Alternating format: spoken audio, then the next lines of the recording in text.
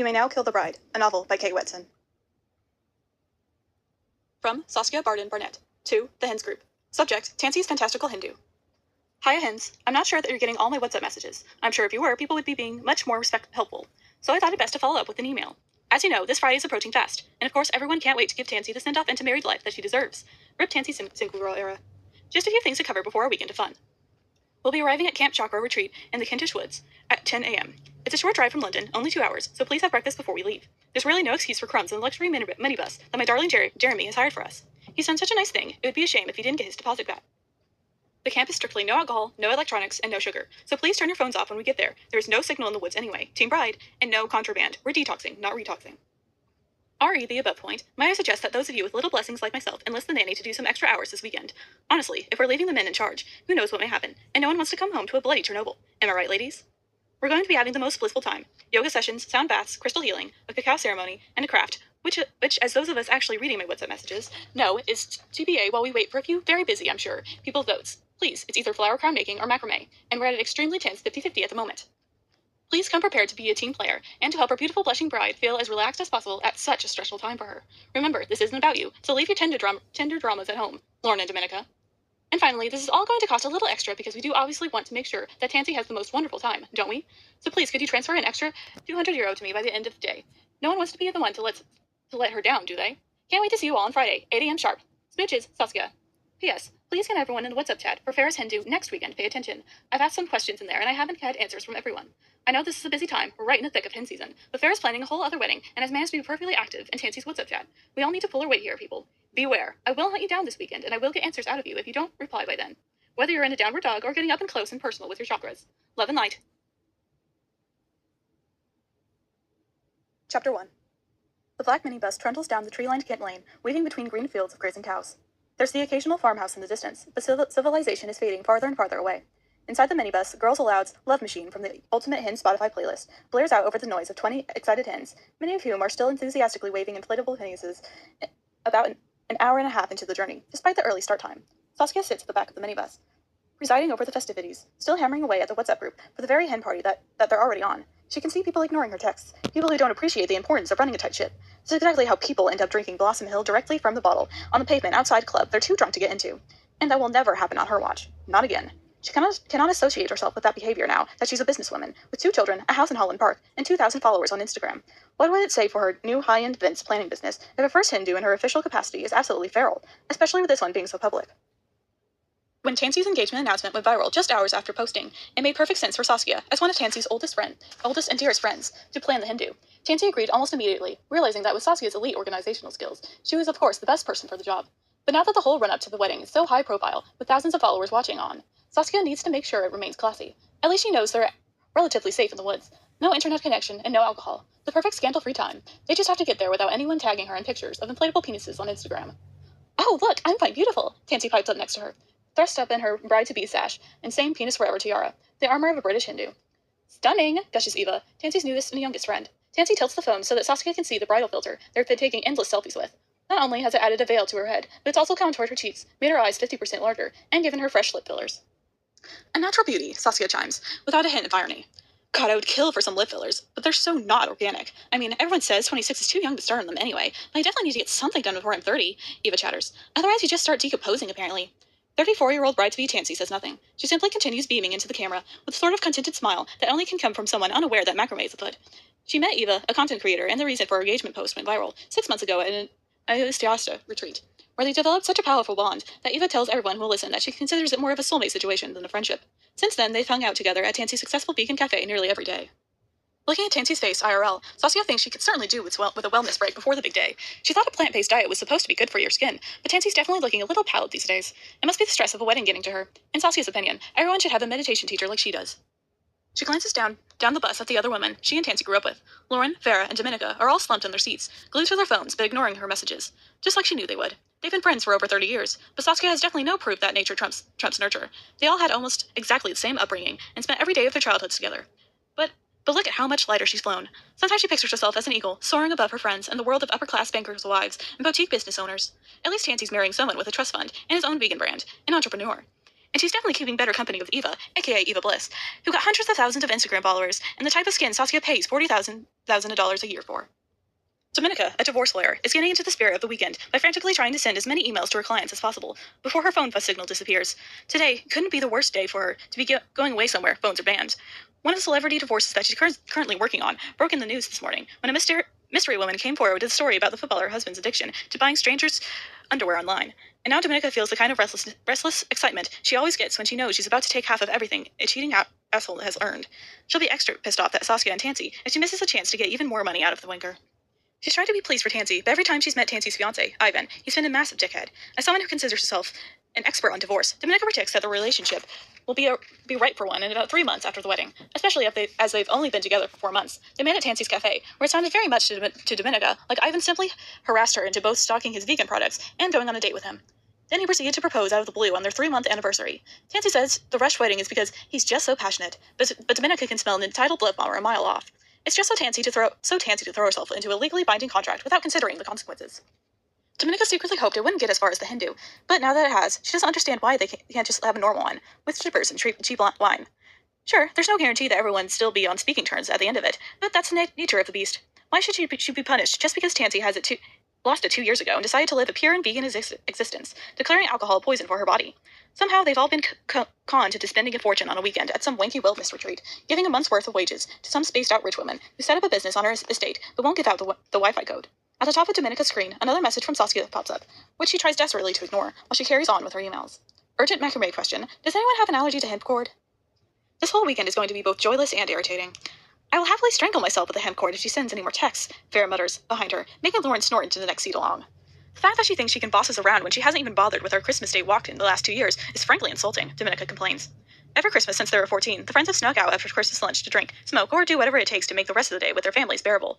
It's become a cherished tradition.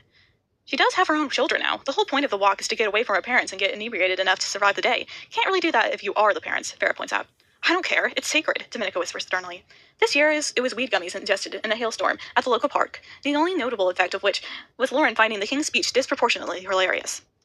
The women return to their phones. Lauren stares at hers, her brow furrowing, but what's on her screen isn't business. It isn't time-sensitive, and there are just 2 sentences that she keeps reading over and over again, trying to find a hidden meaning. Hey, is this her weekly check-in? How are you doing? Lauren's been considering whether to respond for an hour now, since the second service station break that they've had in this hour-and-a-half-long journey, because it turns out not everyone had a pelvic floor coach like Saskia, despite the fact that Lauren normally replies to Joss's messages as soon as she gets them. There's something about it today that feels different. Maybe it's that she and Joss haven't been together now for 5 years, and yet she still loves him. Maybe it's that she wonders whether these messages are what actually preventing her from moving on. Or maybe it's Joss's girlfriend, Eva, is sitting at the back of the bus next to Tansy, taking bridal selfies, while his younger sister, Farrah, is sitting right next to Lauren. Surely Joss must know that she's on a minibus with his girlfriend right now, unless he's forgotten that Lauren is also friends with Tansy. Maybe she seems so sad and lonely to him that he's simply forgotten she even has friends. She debates telling him to stop pity texting her, cutting the cord and breaking away from him and their relationship, or lack of it. She hovers her finger over the screen with purpose, but never actually makes the contact. Lauren watches 1,000 TikTok videos a week about women freeing themselves from men who are bad for them. Surely she can be one of them. She can dance on streams and drink green goddess smoothies. She can be a new woman, free of unrequited love that grinds her down. Free yourself, Lauren. I'm good, she types. Thanks for checking in. How are you? Damn it, so close. Now what is she thanking him for? Don't thank him, Lauren, for F's sake. The truth is that even if she did try to cut him off, he's too embedded into her life. It was Tansy, one of Lauren's own best friends, who introduced Eva to Joss, declaring them absolutely perfect for each other. Ironic, really, that they're spending the weekend celebrating Tansy's love life when she absolutely decimated Lauren's. But in that special Tansy way, she has absolutely no idea what she's done. Despite herself, as the bubbles appear on the screen to indicate that Joss is typing a reply, Lauren feels a deep happiness and hope spreading through her. What could he be writing? Would she still text him right now? She wonders. If he sent her a saucy message, would she respond in a frantic, overheated manner? Despite the proximity to both Eva and Farrah? Yeah, she probably would, actually. But as her phone beeps again with its text, a crushing blow is delivered to her fantasies. SPK, talk to you soon. Ugh. Lauren knows what SPK soon means. SPK when I next throw you a bone of attention. It's the worst and most transparent way to end an interaction. She hates herself for her eagerness once more. He's not even wasting his vowels on her. She vows not to jump for that bone again. No, next time she will ignore him, with poise and conviction. She'll be a woman in a TikTok video, in yoga pants, freed from her love-lorn prison. She looks toward the back of the bus, where Eva is laughing with all her perfect teeth on display, and tossing her perfect glossy hair over her shoulder. How could she ever compete with that? At least none of her friends know she's still in love with him. She'd never lived that down. Dominica would be just plain furious, and Farrah was grossed out enough when they were together. God knows what she'd do if she knew that Lauren was still besotted with him. Every time Tansy or Farrah describes Eva as just perfect for Joss, it's another punch to her heart. It feels as if Tansy's ditched her for Eva too sometimes. Lauren barely seen her since Eva came into her life, and they used to hang out all the time. So now she's trapped in a minibus with said perfect woman, while no one knows how long Joss has kept stringing her along, always going back to her, or how much time Lauren spends trying to convince herself that's completely normal to constantly think about him all week over a man she hasn't been with for 5 years. She's broken out of her self-hating trance by Dominica leaping up with delight in a seat next to her. Yes, I've got you, dirty bastard. You're gonna be so fucking poor. It's always their egos that betray them in the end. She punches the air with glee. Next to Lauren, Farrah also jumps, having been totally consumed by her spreadsheet. She knows it's probably bad for her to be planning her own wedding on another woman's Hindu, but she's been waiting 2 years for this, since long before Tansy even knew Ivan existed. And anyway, if you ask her, it's bad form to plan a shotgun wedding, just weeks before one of your oldest friends marries the man she's been with for a decade. Now she has to make sure her wedding is bigger and better than Tansy's, or else what's the point? She couldn't believe it when Tansy's engagement picture went viral. What's happened? She's asked, twizzling the huge cushion-cut diamond around her ring finger, in the way she's been doing for the last 2 years, hoping it will catch the eye of whoever she's talking to. Andrew Donovan, that shitty football bastard. I'm representing his wife in their divorce, and I finally got what I've always suspected. Proof of inappropriate DMs between him and a fan, where he's inviting her up to his hotel room. Dominica turns her phone around to show both Lauren and Farrah. This is, well, as Nickergate would see her financially supported for the rest of her life. The marriage wrecked all strikes again, Farrah mutters. Like a bull in a marriage shop, Lauren quips. People like me fuel your industry, Dominica says, pointing at Farrah. Incorrect. I don't work in the tabloid side of journalism. I stick to the more long-form investigations, Farrah says, pressing her lips. It's the response she's given Dominica many times now about her job at a highly respected women's magazine. Either way, you won't be on your side if either of you are ever in need of a divorce, Dominica says. Toby and I won't, Farrah says. Might I suggest you offer your services to the shotgun bride at the back, though? Meow, Lauren and Dominica chime. Just saying what we're all thinking, Farrah says, spinning her massive ring again to make the point. Fools rush in. And so do psychopaths, Dominica says, thinking specifically of Ivan. Such great news for you that this man is cheating on his wife, Lauren says to change the subject. She finds it uncomfortable when they bitch about Ivan so close to Tansy. She also finds it uncomfortable when everyone brags about their jobs, because she knows that they think her job in marketing for a cosmetics company is shallow and frivolous, though they're more than happy to accept the freebies. Now to phone the wife, Dominica adjusts her excited expression for a more somber one and presses call on the number of the WAG in question. Danny, I'm so sorry to be doing this to you so early in the morning. Before I start, how are you doing, my lovely? I know, it's hard, isn't it? I know, I'm so sorry. Lauren and Farrah go back to their phones, both of them in their own versions of hell, as they stare at their screens. A groan fills the bus just as Dominica hangs up her call, indicating that the signal has finally disappeared, and Saskia watches her fellow hens mounting in distress. She knew it was going to cause a scene, but really, if they can't spend 1 weekend away from their phones, they should look at whether they need to do a full-time digital detox. If she can cope, as a new business owner and with children to care for, and a house and staff to run, surely they can too. The trees at the sides of the road become denser, blocking out the light. One on the screen of Eva's phone, a dancing brunette bride in an ivory lace gown stays frozen, her face pixelated into a melted blur, the bridal version of the scream. Tansy looks down at her own phone. One message looms on it from an unknown number. It's not the first message she's received like this. She got one last night, just before she went to bed. She didn't sleep at all after that. And now, reading this new message, she feels a clawing in her throat and a familiar tightness in her chest. I know your secret, and I'll tell your fiancé unless you follow my instructions. Do everything I say, and he never needs to know. Chapter 2. 1993. Dominica's already sick of the stupid dress and the stupid shoes. Everything is uncomfortable. The shoes feel stiff. The dress feels scratchy. The headband that her auntie made her wear feels like it's squishing her brain from the sides. She already hates the school that she's only been here for an hour and a half. She sits herself on the little bench at the corner of the playground, picking out a stone that's trying to sneak between the rigid leather of the T-bar on her shoe and her white, holly black patterned sock. She refuses to suffer any more discomfort today. Across the playground, she sees 2 girls playing hopscotch. One of them has blonde hair so bright the sun's bouncing off it, and she remembers from the register that she was called Tansy. Her name stood out because it seemed a little silly, like Pansy, but Tansy isn't even a flower. The other girls got long, moosey brown hair and big green eyes, and Dominica remembers her name too. It's Lauren. Everyone else here already knows each other because they went to nursery together. She's the only one who's new, the only odd one out, despite her auntie saying that everyone starts in a new school at this age. In fact, everyone else sorted it out at age 3, and now, at the tender age of 4, it's already far too late for Dominica to make friends. She liked her old school, her old life. She hates this one. She watches as 2 more girls join the game of hopscotch, one of them with long dark hair, the other ginger with a smattering of freckles across her nose. She doesn't know who they are. They must be from another reception class. She looks back down at her foot, focusing on doing her shoe back up. The stiffness of the new leather makes it quite the task, and her tongue pokes out of the side of her mouth. Deep in concentration, as she passes the leather tab through the shiny buckle, suddenly screams fill the playground. Dominica looks up to see a boy running in circles around the girls, waving his hand in the air. It takes her a while to work out what's happened, but it looks like the boy stole the hair clip from the one with the moosey hair. She's trying to get it back, but he's just laughing at her. His mate's in hysteric while the girl starts to cry. Dominica watches her a second before deciding that the stone in her shoe was her first victim, and this boy will be her second. She remembers him from the register, too. He's called Greg. He had a snot bubble as he answered yes to his name. She stands up and marches over to the group. Without thinking, she grabs Greg's head and pops it under her arm, the way her big brother used to do to her sometimes, before. She starts rubbing his scalp aggressively with her knuckles, channeling all her anger into it. Hey, get off me, he shouts. His mates freeze around him in silent, scared shock. Give her clip back, Domenico replies calmly. She stops rubbing his head but keeps him in the headlock, her chubby fists clenching and ready for a fight. Domenico's got a lot of anger bottled up. Anger about missing her brother, and the way her parents have barely looked at her since he died.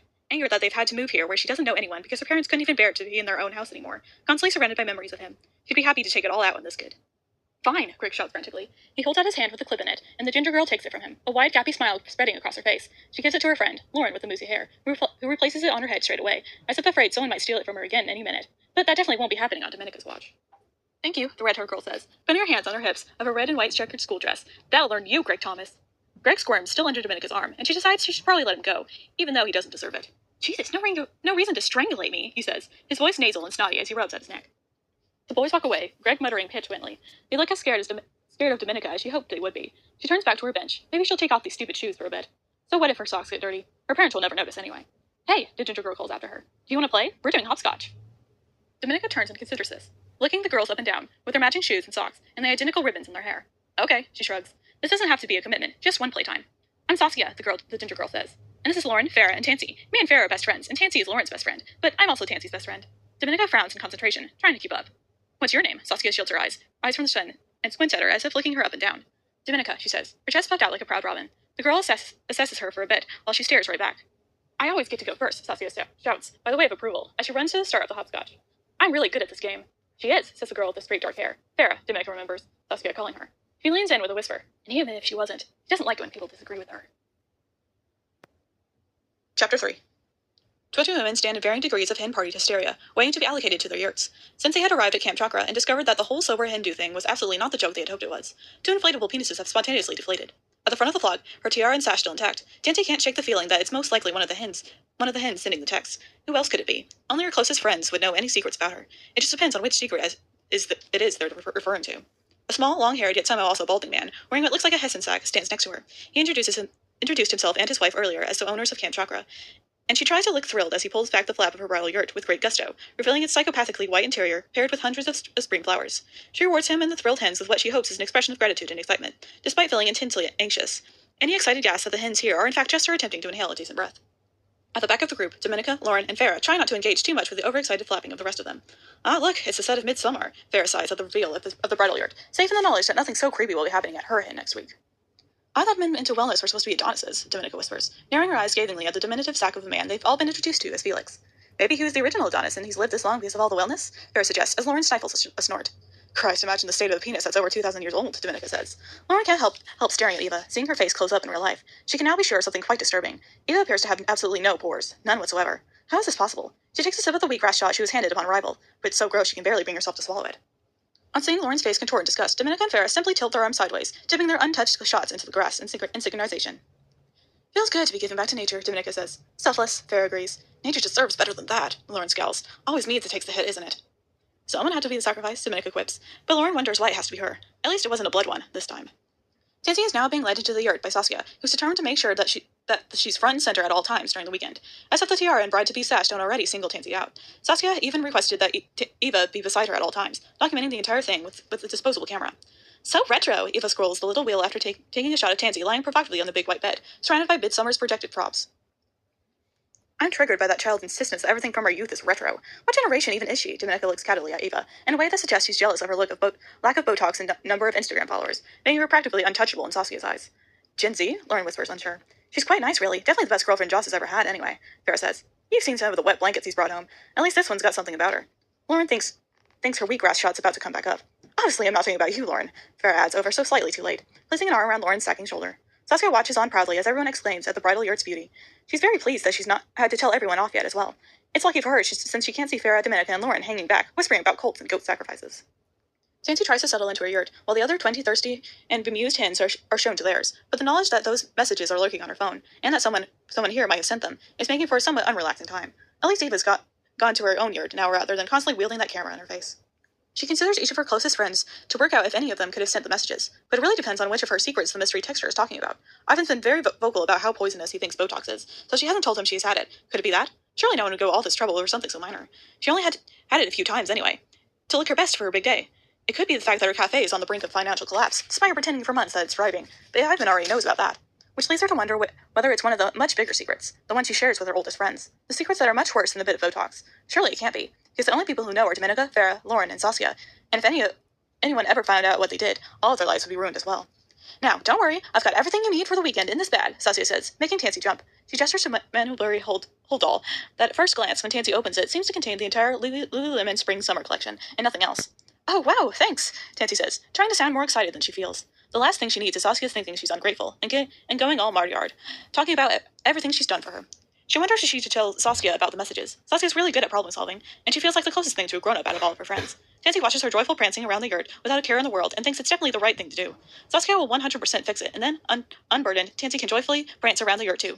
Unless Saskia is the one sending the messages. No, Tansy shakes herself. Saskia would never risk her perfect life. It's her entire personality. Besides, she's far too classy to engage in something so demeaning as blackmail. Saskia? Tansy begins, trying to get her attention, but Saskia's on the Hindu organizer role and won't be distracted.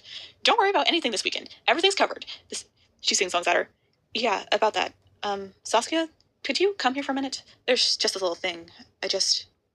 Saskia stops prancing, realizing from the tone of Tansy's voice that there's a problem. What's the matter? She asks, really hoping she's not got the Lululemon in the wrong size. That would be catastrophic. I've been receiving these messages. Tansy hands Saskia her phone and sits patiently while she reads the text, pausing afterward with a thoughtful expression on her face. Are these the only ones you've received? She's asked, her tone practical and calm. Tansy nods, chewing on her lip in a way that makes Saskia itch slightly. And you know what the secret is? She asks as Tansy's teeth sink further into her bottom lip.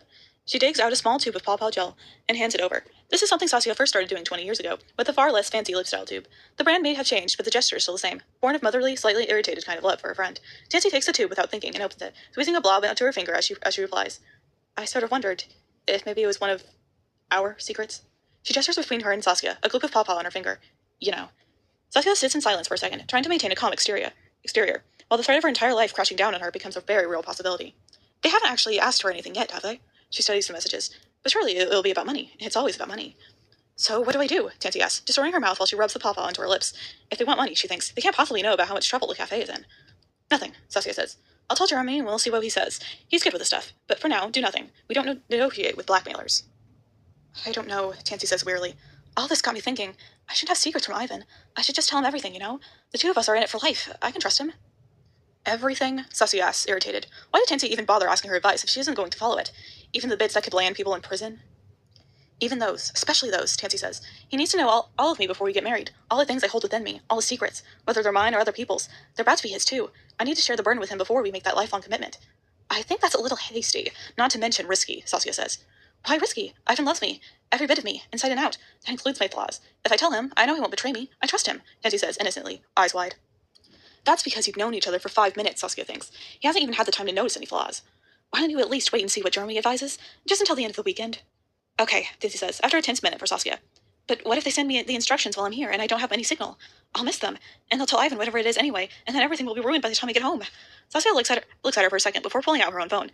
I'm going to share the Wi-Fi code with you. Don't tell anyone that we have one. Felix and Florence gave it to me in case of an emergency only. Like the nanny needing me. Give me your phone and I'll put it in there for you. And if you do get any more messages this weekend, then at least we know it's not one of your hens, because no one else has signal. Thank you, Tansy says, actually hoping to hear from the blackmailer again, now that she can rule out her friends. Of course, Saskia says briskly, pulling her into a hug at the same time. Just keep me informed. We'll figure this out together.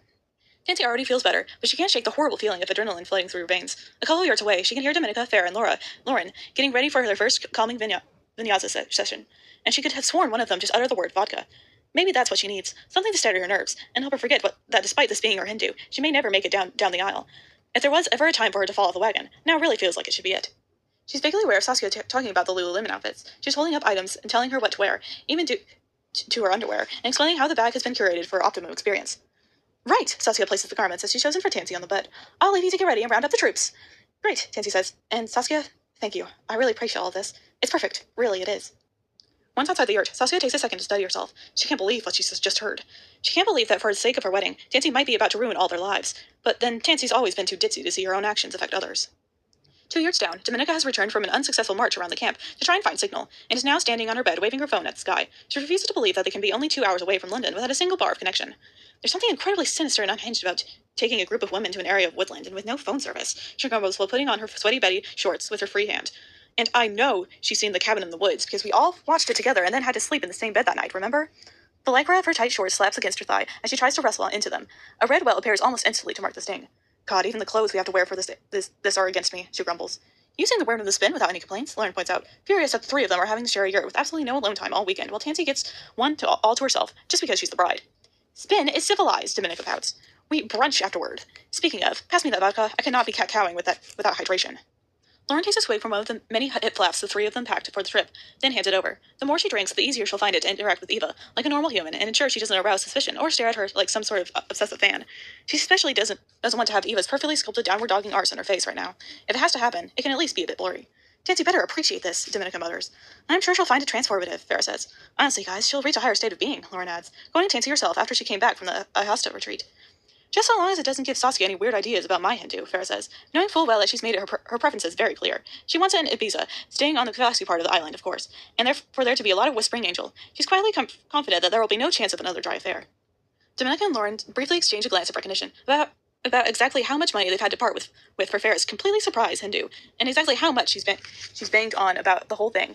Farrah's quest for perfection around this wedding feels particularly jarring when they can both still remember a time when she would drink cider and blackcurrant from a plastic pint cup and call it a cocktail.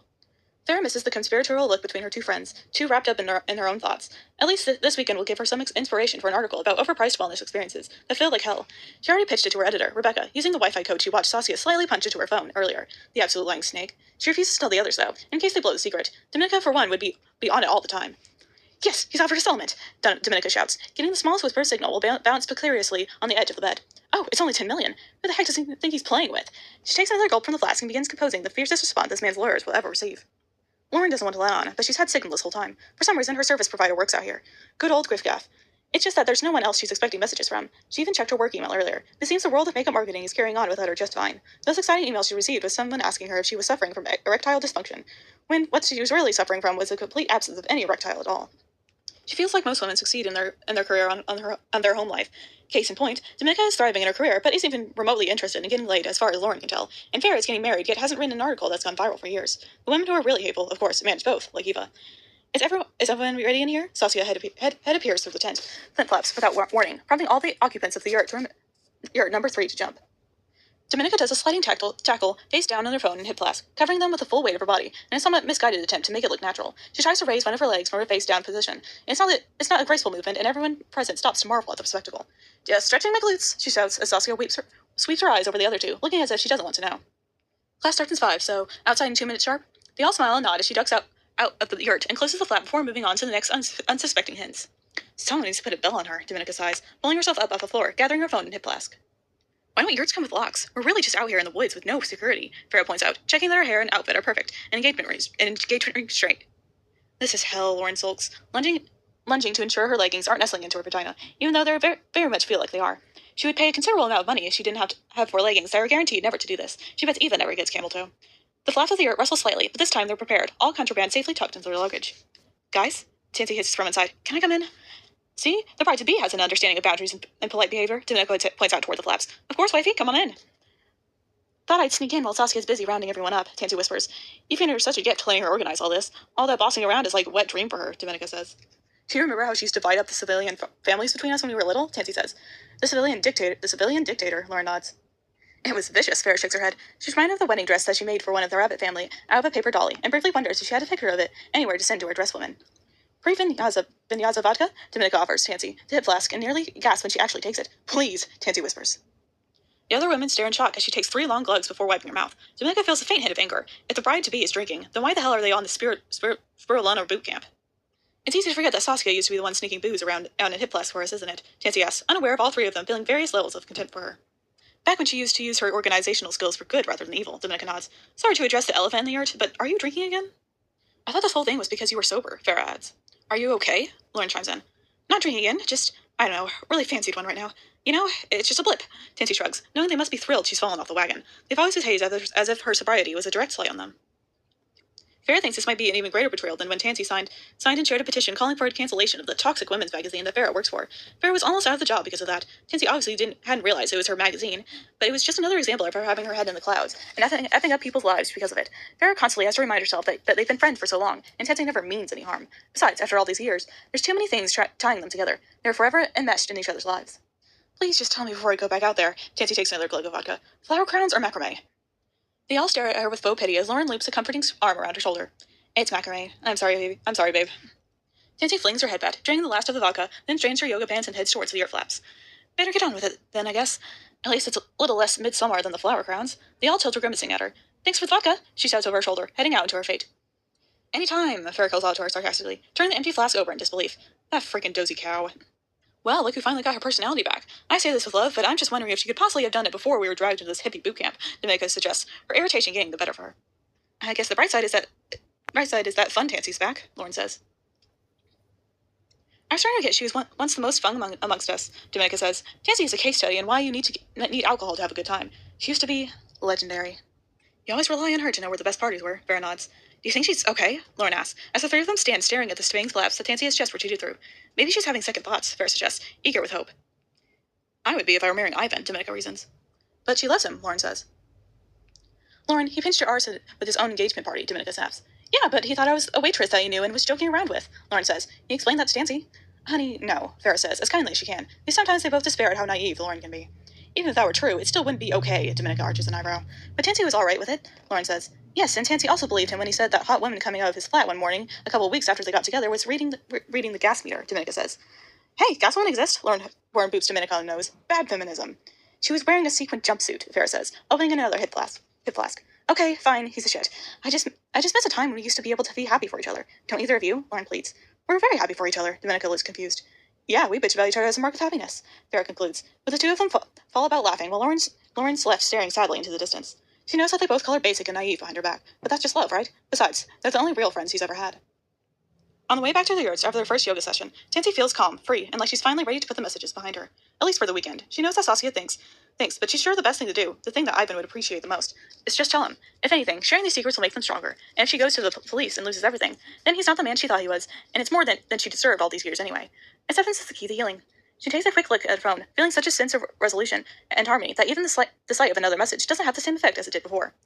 Try £5,000 into this account by the end of the weekend, or I spill. The decision is made quite simple by this text. With the cafe on the brink of bankruptcy, she doesn't have £5,000, so she can end this right here, right now. Honestly, honesty and love are more important than money anyway. If Ivan really loves her, everything will turn out all right, no matter what the secret. And the good news? Whoever sent this message has signal, so they're not in our endo. She can still trust her best friends. I don't have that money, she types. I'm just going to tell myself. It's time I was honest and face the consequences of my actions. I hope you find peace, love, and light. Chapter 4, 1996. Saskia? Lauren looks over to Dominica for some courage, trying to finish her question. They've practiced this. She knows she has to be brave, and she is a brave girl. She can do this. Saskia, I was wondering if this time maybe I could be someone other than the Badger family? She looks down at the civilian family's characters that she's been lumbered with since the dawn of time. You know, I'd much rather be the bunnies, especially the money bunny has the two babies. And I feel like it's mean that I'm always stuck outside with the Badger set, which isn't even a set. It's just an inside of an elastic band laid out to look like a hole that they live in. Everyone else gets to be an animal they want to be, and the Badgers don't even have furniture, she trails off, seeing Saskia's face start to redden with fury, her eyes narrowing and dimpled little fists clenching. But I'm always the bunny family, Saskia says, as if it's just common sense. The mother bunny in her floral dress and apron, and her two baby bunnies, safely nestled in their carriages, are clutched tightly in her pudgy fingers. The bunnies live in the big house, while the Badger does not have a home because they run out of civilian family houses between them, and Lauren's mom could only afford to get the Badgers, not their house. Despite Lauren's suggestion that maybe the Badgers could be guests staying in the big house, Saskia never goes for it. She says the biggest family in the big house and no one else, and that's just how life works. I do think, though, that sometimes you could do better sharing, 6-year-old Dominica says fairly, sitting next to Lauren with her hands on her hips, trying to show a unified front with her. They discussed how today is the day that Lauren finally is going to stand up to Saskia and get out of the Badger set and into the house. I just think if Lauren wants a house, Lauren should bring one around, Saskia says. Saskia, Dominica and Tansy say all at once. You know her mom's single and has no money, Tansy mumbles. Just because your parents are rich doesn't mean everyone is, Dominica chastises. Lauren sits awkwardly at the brink of tears, stroking the soft face of the Badger and cuddling him to her cheek. What do you think, Farrah? Dominica asks. It's your house. Farrah stares down intently at the panda in her hand, aware of Saskia's eyes boring into her. They're supposed to be best friends. She can't cross her, but she can't help wondering if this is a little unfair on Lauren. Don't know, she says, fear of being on the wrong end of Saskia's rage, preventing her from saying anything else. Saskia told her earlier that she's got her a new Polly Pocket for her birthday because she's such a good friend, and she doesn't want her changing her mind about giving it to her. No matter whose house they play at, Saskia always seems to find a way to be in charge anyway. They're all sure that Dominica's house would be the only place she couldn't, but they never play at Dominica's house. Dominica's parents never talk to the other parents or invite the girls to play around there, and whenever they see them, they look sad. The other girls' parents have told them that they're sad because Dominica's brother died in some kind of accident before they moved here, and they need space. Although the girls don't fully understand it, they know that Dominica's house is out of bounds and never to mention her brother. Farrah even feels bad mentoring her own brother, Joss, sometimes, but he can't be avoided because he always seems to hang around just to annoy them, even though he has his own friends to be a loser with. Lauren could be my hedgehog family in the bakery this time if she wants. I don't mind being the badgers for a change, Tansy says kindly. Tansy thinks this is a nice thing for her to do, and it makes Lauren happy, but she's completely oblivious to the fact that it makes Saskia very unhappy. Farrah clutches her panda close to her chest and braces herself. But she can't do the voice. You do the voice, Saskia exclaims in anger. And it makes sense for you to have the bakery because you want one when you grow up. Lauren can do her own voice, Dominica says sternly, her fists clenched, ready to fight for Lauren's right to be the hedgehogs. I can, Lauren says in a high-pitched robotic squeal, the way she thinks a spiky animal would sound. Fine, Saskia concedes, huffing and puffing while she puts the baby rabbits into the bath. Enough about the hedgehogs. Miss Rabbit has to get the kids into bed now because she's very tired. And Mrs. Hedgehog needs to start baking more cakes because the animals ate them all today. Especially you, Mr. and Mrs. Badger, Lauren says in her hedgehog voice, putting some plastic baguettes into the tiny oven. She's thrilled to finally be out of the Badger set and somewhere she has more props. The girls continue playing, mainly oblivious to Saskia's mounting rage. She can't believe that people aren't sticking to their animals or listening to her. Hello, Mr. Squirrel, Tansy says, walking Mrs. Badger over to Dominica Squirrel. Oh, Mrs. Badger, you look pretty today, Dominica responds. Stop, stop, stop. What are you doing? Are you trying to make Mr. Squirrel be having an affair with Mrs. Badger? Saskia squeals. That's silly. Dominica's about to protest that actually their civilian families could use a little excitement in their lives. She's recently started watching EastEnders in the evenings, and her eyes have been opened to a whole new world of chaos and high drama. Girls, dinner! The call from Farrah's mom comes drifting up the stairs and into Farrah's perfectly pink bedroom. Without a second thought, the five of them ditch their civilians and thunder out of Farrah's room. Farrah's mom always makes the best dinners. Actual bird's-eyed fish fingers. Not like at Lauren's house, where her mom has to buy her own brand ones, with less breadcrumbs on them, so they're always just naked, ordinary bits of fish by the time they come out of the oven. And at Farrah's, they're always little gems or club biscuits for pudding. On the landing, they bump into Farrah's older brother, Joss. Lauren looks down at her hands as they pass him, only looking up when she senses his eyes on her. Have you been playing with silly animals again? He asks her. Yeah, so stupid, right? Lauren says, abandoning all her beliefs and principles because she wants Joss to think she's cool, but she doesn't know why. So stupid. I knew we were into cooler stuff than them, Joss says. You can come and have a go on my PlayStation instead if you want. Lauren beeps at him. The five girls return from dinner high on the additives and sugar from the unexpected treat of party rings and settle back down into the world of civilian families. But as she looks down at the hedgehog's bakery, Lauren screams. The other four jump up and race over to her, peering into the bakery in dismay. Her hedgehog is lying on her back on the floor, pins in her eyes and chest, with big red marker pin splashes over her frilly white apron. What happened? Lauren wails. There's been a murder, Farrah screams, covering her eyes so she can't see Mrs. Hedgehog's poor mutilated figure. My hedgehog, Tansy shouts. My mom bought me that. The girls gather around Tansy as she cradles Mrs. Hedgehog in her arms, weeping over the brutal slaying of her favorite civilian family's figure. Don't worry, Tansy, Dominica says, frantically pulling pins out of the hedgehog. We can fix her. Maybe the red bits are just jam, Farrah says innocently. Mrs. Badger loves to bake, Lauren concurs. Poor Mrs. Hedgehog, Saskia says. It's only Dominica who narrows her eyes, knowing full well that Mrs. Hedgehog didn't do this to herself. Mrs. Hedgehog was hurt by one of the girls. She just needs to find out who. Chapter 5. 20 exhausted women trapeze through Camp Chakra's wellness woods toward this evening's activity, the cacao circle. In stark contrast to the cocktail-making classes and strippers of the hen parties they're used to, these hens are about to embark on a sober and spiritual journey together. Or that's what Saskia thought anyway, but it seems some members of the group are much less sober than she instructed. She's already had to tell Florence, the owner of Camp Chakra, that Tansy's fall from Downward Dog earlier was due to the heavy weight of the tiara she insists on wearing, not any illicit substances that would get them thrown out and banned from Camp Chakra for life. She can never be able to show her face in the postcard again if that happened. Her business would be ruined.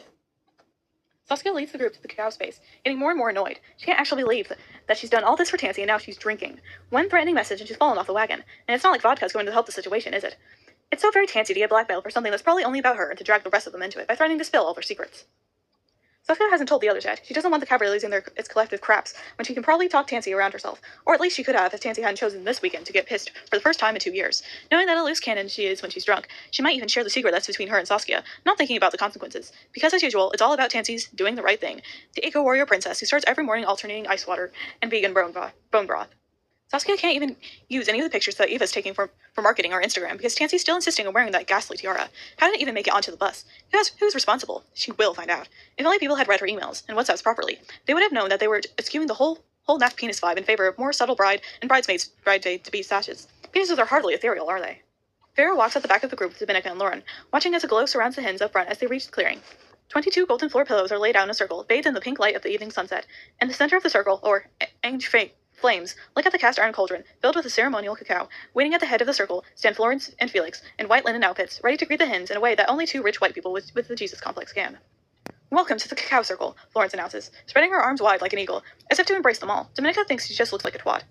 This is a chance for you all to really get in touch with what's going on deep inside of yourselves. Felix talks with his hands clasped together in a sweaty and excitable way, that a dirty old man might when stumbling upon a dance class. Dominica suspects that he'll be in the news in a few years' time, either for being the leader of a cult that takes advantage of vulnerable women, or, at the very least, accused of some kind of sexual harassment. Please, take a cushion and be seated. We'll wait for everyone to get comfortable before we begin. Florence gestures expansively to the floor pillows. Dominica, Farah, and Lauren are already 3 sheets to the wind. When they try to sit down, they fall into each other like dominoes. Only Saskia seems to notice, narrowing her eyes at them. It's her own fault, though. If you give starving people only rabbit food, they'll turn to hard spirits and get wasted. Dare you to spike the cacao, Dominica whispers, passing Farah the hip flask. She knows that, out of the 3 of them, if it's not her that does it, it'll be Farah. Lauren's an unpredictable dare, depending on how reckless she's feeling. And she's got an anxious look in her eye tonight that suggests that even if she were to spike the cacao, she'd confess 2 seconds later for fear of being arrested by the wellness police. Dominica's already being watched too closely by Saskia, who obviously expects shenanigans. But Farah, when she's not obsessed over her wedding, if she's had enough to drink, will take a reckless challenge, perform it with the subtlety of a feather drifting to the ground. Oh, please, that's easy, she hisses in Dominica's ear, while Lauren stares on open-mouthed. Dominica hasn't heard Farah talk about her own wedding for hours now. It's honestly a joy to have her pissed and behaving more like herself, even if she will go straight back to Bridezilla mode when she sobers up. It wasn't a surprise that her perfectionist, overachieving friend wanted the perfect wedding, but it was alarming for Dominica to see someone so career-driven and capable of transform into the sort of person who loses their mind over a sugared almond once the ring was placed on her finger. She heard it happened, but she just hadn't expected Farah to be one of them. But what if there are pregnant people here, or alcoholics? Lauren whispers anxiously. This level of overthinking is exactly why Dominica didn't dare her. Everyone here with the exception of Saskia has drunk vodka from us today. There's no way any of these bitches are pregnant, Dominica says, gesturing to the group. Pregnant? Pipes up Helen, one of Tansey's university friends, on hearing her trigger word. Helen and Tansey's other uni friend, Jen, started drinking their own contraband on the minibus after ranting in the WhatsApp group that if they were taking a weekend away from their children, they were going to make the most of it, so help them God. And Saskia actually seems slightly afraid of their wild, frazzled mothers without nanny's energy, so she leads them to it. There's no question that either one of them could take her in a fight. Actually, come to think of it, Dominica's a little scared of them too. Who's pregnant? Jean leans in. Don't do it, it's a trap! No one's pregnant. Farah, she's going to spike the cacao, Dominica whispers, back hurriedly. Oh, yes, Jen and Helen squeal in tandem. Thank heavens. Okay, fine, you're right. I see no possible problems with this, Lauren says, her eyes darting from side to side. The women huddle together in a small gaggle of mischief before releasing Farah toward her task. She strides confidently over to Tansey, Eva, and Saskia, handing the 3 of them penis straws that Jen has just produced from her cleavage. Dominica watches Saskia's troubled reaction with glee. There's a time when Saskia would have drunk a Bacardi breezer through a penis straw without even realizing what it was. Farah proceeds around the group, giving out the straws to everyone, explaining that it simply isn't a hen cacao circle without a penis straw. On her way back, she walks directly through the center of the circle, casually tipping the contents of her flask into the cauldron as she passes. In response, the cauldron fires up and she leaps back. This seems a safety hazard, she squawks at Florence and Felix, before scurrying back to her place, patting down her eyebrows in case of rogue embers. I'm getting married soon. I could have lost my eyebrows. Saskia, still holding her newly acquired penis straw between thumb and forefinger, marvels at how some people can make even the most spiritual activities a common mess. She'd had enough with all the wedding planning. Farah might be starting to develop a little class. With everyone seated and the last glimpse of pink sun disappears behind the shining green branches of the trees, and the group sit huddled under blankets on their cushions. The air turning colder around them. They wait expectantly, all hoping that this won't take too long. It doesn't involve any kind of howling at the moon. Lauren finds herself admiring the way pink light bounces off Eva's perfectly shiny hair, while slowly stroking her own lank bird's nest. Felix suddenly blurts out. The noise has the effect of making everyone jump. Florence jumps in at a higher pitch, which makes Jen and Helen chitter and snort. Across the circle, Tansey seems to be drunkenly swaying in time with the hums. Oh god, she's humanizing, Farah whispers, while Lauren and Dominica struggle to contain her giggles. Either side of her. Saskia shoots them a glare, but Florence ignores them and carries on with the humming. At the same time, she and Felix begin drumming on the bongos at their feet, prompting an eye roll from Dominica. She clocked those drums when they sat down and had hoped they were only a prop, and not for actual usage. And now Florence is going to serve the cacao. Felix seems to be trying to make the words fit in with his humming, giving the whole thing the air of a low-budget boy band in a 90s shopping center tour. Florence rises in time with the drumming, and Dominica mentally adds, Felix making the women serve, to a list of reasons why he's problematic, and has probably got a coal of women locked away in a bunker somewhere, sewing him more hideous Tessin sacks to wear. Florence hands around small Ethanware mugs that Saskia's seen in a Notting Hill boutique. She silently approves, but can't believe she's going to have to put a penis straw in one like a complete Philistine. We gather in celebration of Tansey and her upcoming nuptials to our brother Ivan, Felix starts, as Florence returns to her floor cushion next to him. Dominica screws her face up in the thought of anyone calling Ivan their brother. Cacao ceremonies originated with the Mayans and Aztecs. They are an ancient tradition, a space for us to set intentions, to meditate, to dance, to celebrate, and to pray. We pray for Tansey and Ivan's continued love and growth, and offer you all an opportunity to say why you're grateful for Tansey. Lauren wonders what qualification Felix has that give him the right to be messing with something that he's already described as an ancient tradition. She imagines Mayan and Aztec ghosts busting through the night sky to punish him for misusing their cacao ceremony for his own clammy pot gain. And now, we in the spirits invite you to drink from the ancient cacao, Florence says, as across the circle a gurgling sound comes from Helen's phallic straw. She clearly hadn't realized that you were supposed to wait until you told to start, and has already reached the bottom of the cup. Felix starts a low chant, hitting his drum softly, and Florence joins in, adding a ghostly harmony. The whole thing gives Lauren the heebie-jeebies, while Dominica and Farrah simply rage at having paid these charlatans so much money. Despite the cynicism around the circle, however, the mood does appear to change. A light breeze hits the women, the dark sky and its stars drawing in, a twinkling roof over their small forest clearing. Around them, the noises of the night, birds scratching forest animals, and rustling of leaves, become pronounced against the backdrop of Florence and Felix's ghoulish chanting, and in the darkness, the bonfire flames look at the shadows. Felix sways gently. We invite you to close your eyes so that you can really focus inwardly on this moment of reflection. Or, if you'd rather, you can stare at the flames, meditating the power of nature. Nature is king, and fire is its throne, he announces. Tansy's going to visit you all with an embrace, and you must tell her why you are grateful for her. The fire hisses and spits as the group stare at it, with the exception of Saskia and Eva, who've closed their eyes, clearly far less afraid of appearing like chickheads than the rest of the group. Tansy, come to me, Felix commands, and Tansy, on the verge of hysterics, the vodka hitting her hard, rises and walks toward him. He takes her hands earnestly before she leans down to hug him. I am grateful for Tansy's beauty and grace, he shouts, holding the embrace a tad too long. Dominica shudders. I am grateful for Tansy's kindness and her generosity of spirit, Florence adds, and then resumes humming. Tansy proceeds around the circle, embracing the hens one by one, cacao in hand. I am grateful that Tansy gives love as powerlessly as she receives it, Eva says, making Dominica do a small stick in her mouth. I am grateful for Tansy's friendship, Saskia declares, the least imaginative one yet. Lauren, Farrah, and Dominica realize that they're going to have to think of something to say, fast, as everyone else in the circle seems to be possibly spewing out their reasons to be grateful for Tansy.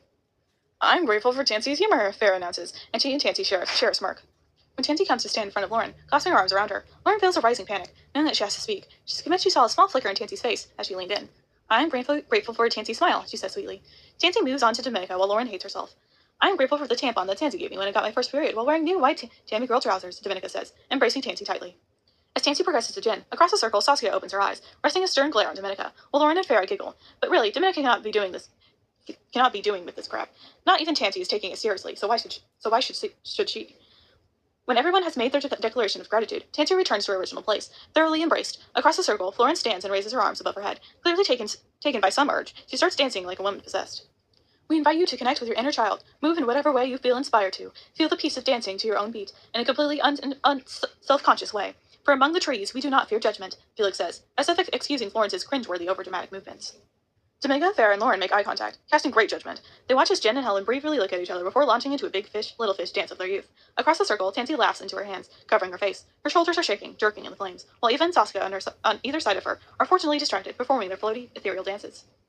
Lauren finds it hard to lose herself when they're in the middle of deserted woodland at night. She stares out into the endless darkness of the woods, thinking that there's absolutely no way she's about to close her eyes and start writhing around near an open flame. Plus, anyone could be hiding out there. Who's going to save them if they get attacked while everyone's prancing around like fannies? She wonders if she's perhaps had smidgen too much vodka. She does have a tendency toward paranoia when drinking hard spirits. But it's hard not to be paranoid when all around her are frenzied drunken flames, and two idiots with bongos thumping to the tune of her banging, anxious heart. She wonders if she should be using her gift gap signal to text Joss now, finally tell him how she really feels before she's dragged into her death or ripped apart by wolves. Tansy's shoulders are still shaking, her hands over her face. Across the circle, Lauren laughs back at her, enjoying the fact that her old friend appreciates the hilarity of the situation. But when they make eye contact, instead of seeing joy and humor in Tansy's eyes, Lauren sees panic and confusion. It takes her a minute to join the dots, but then she realizes Tansy's not laughing, she's coughing, and she can't seem to stop. But the sound isn't penetrating the loud pounding of the bongos, or the now aggressive chants of Felix and Florence as they become fully possessed. Tansy glances around her, wide-eyed with fear, clawing at her neck. In the light of the fire, Lauren notices the swelling of her lips and the redness creeping across her face, but everyone else now has their eyes shut, taken by the spirits of the forest, or at least pretending to be. Tansy starts frantically clawing at the tiny bag containing her EpiPen that she carries around with her everywhere, and Lauren knows she needs to get it to her. She tries to batter her way through the dancing hens, desperate to get people to hear her, to understand that there's a problem with Tansy, but everyone's wasted. She watches helplessly as Tansy clutches Saskia's forearms, but Saskia doesn't even open her eyes. She simply carries on dancing. Against the backdrop of pounding drums and flailing arms, Lauren finally reaches Tansy, delving into her bag for the EpiPen, but finding it empty. Tansy is bent double, the air wheezing out of her. Lauren grabs Saskia and Eva, trying to get their attention. She screams and shouts and waves to make people open their eyes. Finally, Saskia opens hers and turns to her, her expression aghast. Where's her EpiPen? She shouts as the rest of the circle finally realize what's going on. It's in the bag, Dominica yells, racing across from her other side of the circle, as if her presence can take charge of the situation. It's always in her bag. It's not there, Lauren screams. It's not in the bag. Does anyone have a spare? Farrah pleads, but it's too late. Tansy falls to the muddy ground, her eyes wide open. A trickle of vomit sliding down her chin, and the women know without a doubt, even before any of their shaking hands reach for a pulse, that their friend is dead. Chapter 6. Blue lights flash, illuminating the woods. In the center, 19 sobbing hens are being interviewed by police officers, while a cordon is drawn around the 20th, the deceased bride-to-be. The women sit numbly in muddy logs, tears streaming down their faces, their eyes vacant with disbelief. Apart from Saskia, who is wailing and shouting, ordering the police to do their jobs, and the paramedics to just do something. I don't understand what happened. What was in the cacao that she was allergic to? They had a list of her allergies. Where was her EpiPen? She was just coughing, that was all. I couldn't do anything, Lauren whispers, staring at the people in white suits buzzing around them. Farrah comes and stands next to Lauren, placing her hand on her shoulder, as the police begin erecting a tent around Tansey's lifeless body. Even Saskia and Dominica stop asking the questions that no one has answers to, and go to stand with them, watching as their friend, who just minutes ago was preparing for a wedding, is covered in white tarpaulin. I didn't realize what was happening. I didn't know she was coughing. I didn't see the swelling at first. I would have moved faster. Lauren stares in disbelief. The penis straw. Was it the straw? Farrah frets. Or was it in the flask? No, far. She wouldn't have been allergic to that, Dominica says, her tone more gentle than usual. She's used penis straws before, and the flask was vodka. She was drinking that all day. Lauren looks around the group, her eyes eventually settling on Eva, who, despite knowing Tansey for the least amount of time compared to everyone else here, appears to be crying the most. I'm going to wake up tomorrow and find out this is all some kind of awful cacao dream, Farrah says. She looks around her at the weeping hens with a terrible sinking feeling as her phone vibrates in her pocket, with what must be text from Toby. Joss will have told him. Excuse me, Dominica catches the eye of two passing police officers, aware that absolutely no one else is going to do anything productive. It's always down to her. What happens now? Do we need to give statements? Dominica needs to focus on the practical. She doesn't have any other way of coping. If she stops, she might get annoyed by the over-emotional displays from people who haven't known Tansey anywhere near as long as she has. Or she might become overwhelmed by her own grief. The female officer gives the four women sympathetic looks, as the hens around them grow increasingly hysterical, making Dominica wince. We're still not sure what's happened, I'm afraid. We won't know more until the post-mortem, but you all say she had allergies and she was looking for EpiPen, so it's most likely she was allergic to something she ate or drank. Why didn't we notice? Farrah gasps, tears rolling down her cheeks, as Saskia marches angrily over to Florence. How did this happen? Saskia's voice can probably be heard for miles around. Who was responsible? Florence looks petrified. Lauren, Dominica, and Farrah move to stand beside Saskia, because they can't leave her to avenge Tansey's death alone, but Dominica's not sure Florence is the one to blame. This isn't helping anyone, she reasons calmly. Saskia glances at the other woman helplessly, a flicker of herself as a younger child coming into view. The stubbornness, the rage, the insistence at always getting her in her own way, no matter how impossible. What do we need to do now? Dominica asks, as a detective wearing a suit and a long Mac. The owners are arranging for your minibus to come back and collect you all. They want to help you get home as soon as possible. There's really nothing else you can do here, the detective says gently. Dominica nods. Thank you, officer. Lauren tries to absorb some of Dominica's strength. It's something she's always lacked, but for Tansey's sake, she needs to try and figure out what the hell happened. If she weren't so caught up in her grief, she might have clocked the detective's kind brown eyes and tortoiseshell glasses, the kind that is usually sent her weak. But as it is, she doesn't notice a thing. Felix finishes the phone call he's been making and claps his hands to get the group's attention. We'd like you all to go up to the house, where your minibus driver will pick you up in about an hour and a half, he says. If we head via the camp, you can grab your things on the way. 19 grief-stricken hens start to leave the forest, one hen down. Chapter 7. The windows of the old farmhouse glow yellow with a warmth that's not been replicated inside. Within its idyllic walls, the shaken party sit in a spacious wood-paneled living room, shivering with shock and confusion. They silently sip cups of hot, sweet tea, waiting for the minibus's arrival. The occasional sniff and text alert, the only things to puncture the silence. At least at this time of night, traffic won't be so bad, Saskia thinks. Like Dominica, it's all she can do in times of crisis. Think of the practicalities and organize things. The day she found out her dad had died, she set about organizing a funeral for a man she hadn't seen since she was 12, after he had left her and her mom alone and penniless. They'd had to sell the house, her horse, everything. Yet still, when she heard about his death 20 years later, her first response was to take control of the situation. Standing alone at the window now, she watches as the blue flashing lights illuminate the woods. Florence and Felix are still down there with the police, helping them with their inquiries. Although Saskia thinks they'll be mostly covering their arses. They claim to be all earthly and spiritual, but she suspects their chief concern is that this might hurt their business, and Saskia is going to make sure that it does.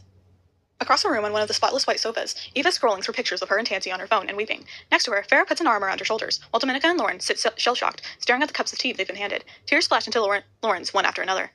I shouldn't be comforting you. You know her way longer than I did, Eva sobs to Farrah. You were very close, Farrah says, sniffing gently. It's just, when we met at the ayahuasca retreat, it felt like we'd known each other for years, like maybe we were friends in a previous life. I felt more like myself with her than I ever have before, Eva says. Maybe the ayahuasca just helped us to find each other, you know? I don't, Dominica whispers, her ever rational, despite the tears teetering at her eyelids. Farrah glares as she adjusts her tone. You two are very lucky to have met each other. Oh God, what about Ivan? Eva wails. Do you think he knows yet? They'll probably be telling him now, Dominica says. Someone from the police will go to him and explain what's happened. At this, Eva starts sobbing even more loudly. Farrah keeps her arm around her shoulders while she stares at her phone. There's far too much for her to process right now. Questions and thoughts piling up like a to-do list at the forefront of it all. I need to get some tissues and call Joss. I'm a mess, Eva says, getting up decadently and turning to Dom and Farrah. Thank you. Lauren thinks she's never seen anyone who's less of a mess in her life. She feels a different pang of sadness as the realization hits her that Joss won't be there for her in her hour of need. Eva will be the one that he comforts. When Lauren really needs him, when all she wants is for him to wrap his arms around her and let her cry into his chest, she'll be likely to mock up even the slightest crumb of his affection. Poor Ivan, she says. Farrah and Dominica exchange a look that makes Lauren glance back down at her phone, pretending that she has someone to talk to rather than just staring at it, willing Joss to text her instead of talking to Eva. I imagine some kind of self-pitying Instagram post will be imminent, Dominica whispers to Farrah, making sure the rest of the party can't hear him remark. Tom, Lauren chastises immediately, moving away from them to go stand with Saskia at the window, watching the scene in the woods. She wishes Tom wasn't like this sometimes. She knows it's a defense mechanism, but appears heartless. You and I both know that he's going to do a huge, gross post about it. He's going to optimize this for likes and self-promotion. And then, ultimately, he's going to use our friend's death to get laid, Dominica continues, in a louder whisper this time. Ugh, Farrah sniffs. I hate that it's true. She deserves so much better. That man is a real arsehole. You know it's just some naive woman will fall for a sob story. We must protect Lauren at all costs, Dominica murmurs, back with genuine concern. They assume that Lauren hasn't heard them by the window, but she has. She pretends she hasn't, just like she always says, though, standing next to Saskia, looking out into the night. It's just awful, Saskia mutters to her. I can't get my head around it. Well, obviously Saskia is thinking about how awful it is that Tansy is dead. The other implications swim around her brain. Her friend died at a party she organized. The inaugural party for her events management company. She knows that she needs to be smart about this. Her finger hovers over the Holland Park Mums WhatsApp group, where most of her social businesses get done. Without further hesitation, she takes decisive action, composing a message about what's happened. She knows these women will support her through this. She can rely on them to see it as a tragic incident it is, and make sure the word is spread in the correct way. Then, once they find out about what killed Tansy, Saskia will throw a benefit gala in her honor. Farrah and Dominica eventually cease bitching about Ivan, venting their group in the best way they know, and join Saskia and Lauren over by the window. The four of them stand silently, perfectly aligned between the light green Farrah and Ball wood-paneled shutters, their ghostly reflections visible within its glass panes. Farrah begins twirling her engagement ring around her finger, in a way she always hopes looks absent-minded, soothed by its twinkle in the window. It's Dominica who reaches out first, linking Saskia's fingers with her own, and then Saskia takes Lauren's hand, before Lauren reaches out for Farrah, without even looking. Their fingers join in exactly the way they have done for years. At the end of the line, though, the fingers on Dominica's free hand twitch, reaching out for the grip that'll never be there again.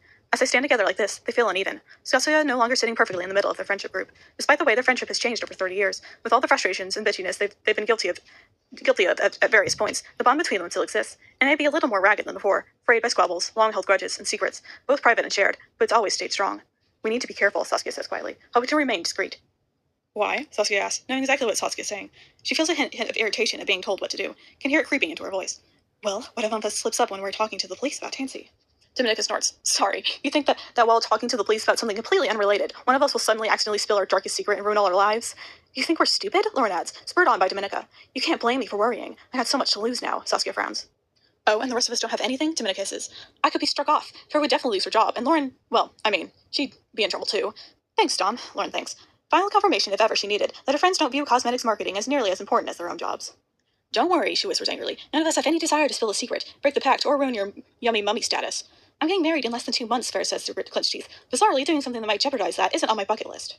Saskia keeps her head up, her nose firmly raised in the air, determined not to let them see that they've bothered her, that they've, in a way, cracked the surface of the person she's taken years to carve herself into, the person she needs to keep hold of. Dominica rages silently in her head. She can't believe Saskia thinks her life is so much more valuable than theirs. What does she do that's so life-changing compared to the rest of them? Besides, she barely even knows them anymore. She only reappears in their lives for weddings and Hindus. The rest of the time, she's so busy living her fabulous life, they might as well be strangers. The thing is, someone knows, Saskia starts, her mouth stretching and straining as she forms the words. Tansy was being blackmailed. She had these texts from someone saying they knew her secret, and they were going to tell Ivan. The other 3 women turned to her slowly. She knew that would get their attention. What secret? Dominica grits her teeth. It might have been something else, Farrah says. It must have been, Dominica agrees. There's no way anyone else could know.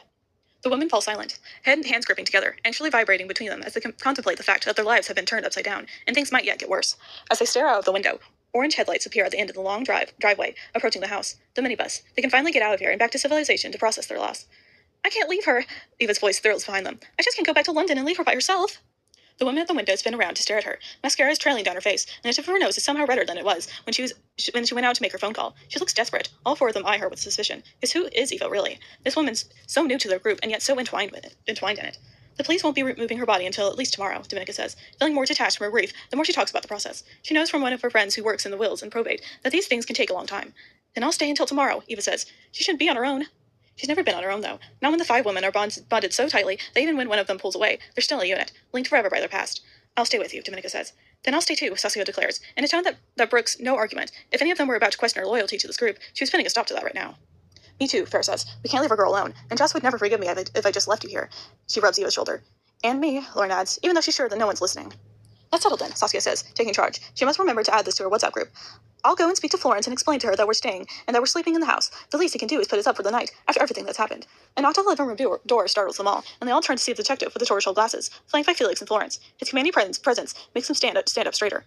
I am D.I. Ashford, and this is D.S. Castle, he announces, gesturing to his younger female colleague. We need to speak with you all regarding the death of your friend. We've been unable to retrieve the EpiPen at the stage. Could we just clarify what she was allergic to? There should never have been anything to cow that she was allergic to in the first place, Saskia snarls, in Felix and Florence's direction. Peach was her worst. Why would that be in it? That's what we're here to find out, D.I. Ashford says, pushing his glasses up his nose. Surely you should be asking the people who made the cacao then, Saskia says disdainfully. Are you saying there were peaches in it? Dominica presses, confused. D.I. Ashford looks uncomfortable. We can't give any more information at this stage, I'm afraid, he says, shutting her down. But we do need you all to stay here a little longer. We'll want statements from everyone, particularly those who knew about her allergy and the EpiPen. Everyone knew, Farrah says, and surely the EpiPen just fell out of her bag somewhere around camp. As I say, we haven't been able to locate it. It is possible someone else had it. D.I. Ashford speaks casually enough, but his question prompt Saskia to screw up her face in anger. What? And do you think one of us simply forgot we had it? D.I. Ashford says nothing. You can't think one of us is responsible for EpiPen going missing. I'm phoning my husband. You wait till he hears about this. He's got friends in the force, very high up in Scotland Yard, and they'll be none too pleased to hear about this. But the rest of the women say nothing, contemplating the threatening messages Tansy was receiving, yet knowing why they can't tell the police about them. They have too much to lose.